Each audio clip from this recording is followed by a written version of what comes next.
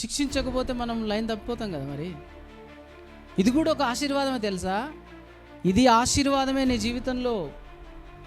తండ్రి తాను ప్రేమించిన వారిని శిక్షించినట్టుగా దేవుడు నిన్ను, ఎందుకు అనంటే ఈ శిక్ష లేకపోతే మనం సరిగా ఉన్నాం. అది ఈరోజు ఒకటి ఆలోచించుకో, నువ్వు ఎన్ని తప్పులు చేసినా, ఎంత అంటే దేవునికి వ్యతిరేకంగా బతికినా నీకు శిక్ష వస్తలేదంటే దేవుడు నిన్ను ప్రేమిస్తలేడని అర్థం.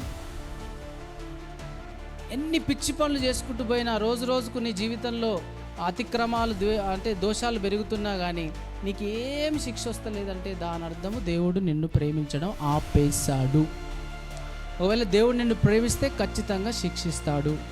ఒక తండ్రి వాళ్ళ పిల్లలు ఎన్ని తప్పులు చేస్తున్నా సపోర్ట్ చేయకుంటుంటే ఏమన్నట్టు దాని అర్థం? పిచ్చి పిచ్చి పనులన్నీ చేసుకుంటూ తిరిగి వస్తూ ఉన్నాడు, తాగి వస్తూ ఉన్నాడు, ఫ్రెండ్స్తో తిరుగుతున్నాడు, సినిమాలో పోతున్నాడు, కాలేజీ పోవట్లేదు, పట్టించుకోవట్లేదు. దాని అర్థం ఏంటి? వదిలేశాడు. నీ కర్మ నువ్వు. అంటే ప్రేమలో శిక్ష కూడా ఉందండి. కాబట్టి మనల్ని దేవుడు ప్రేమిస్తున్నాడు అనడానికి మనం ఒకవేళ లైన్ తప్పి తప్పులు పాపాలు చేస్తుంటే శిక్ష వస్తుంది, మనకు దెబ్బలు తగులుతాయి.